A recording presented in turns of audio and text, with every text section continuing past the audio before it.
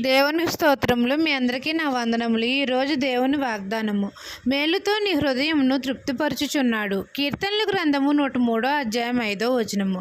మన ప్రభువును రక్షకుడైన మన యేసయ్య మేలుతో మన హృదయమును తృప్తిపరచుచున్నాడు. మన తండ్రి అయిన యెహోవా దయాదాక్షిణ్య పూర్ణుడు, దీర్ఘశాంతుడు, కృపా సమృద్ధి గలవాడు. మన ప్రభువు మన అందరి ఎడల కృపను సమృద్ధిగా దయచేస్తున్నాడు. మన అందరి పట్ల దయను అనుగ్రహిస్తున్నాడు. మన అందరి పట్ల మన ప్రభువు దీర్ఘశాంతము వహిస్తున్నాడు. కరుణా కటాక్షములను మనకు కిరీటంగా ధరింపచేస్తున్నాడు. ఆయన మన దోషములన్నిటినీ క్షమించుచున్నాడు. మన సంకటములన్నిటినీ తీర్చుచున్నాడు. మన ప్రభువు మనల్ని సమాధిలో నుండి మన ప్రాణమును విమోచించుచున్నాడు. మేలుతో మన హృదయములను తృప్తిపరచుచున్నాడు. మన జీవితంలో సమృద్ధిగా మేలు కలుగజేస్తున్నాడు.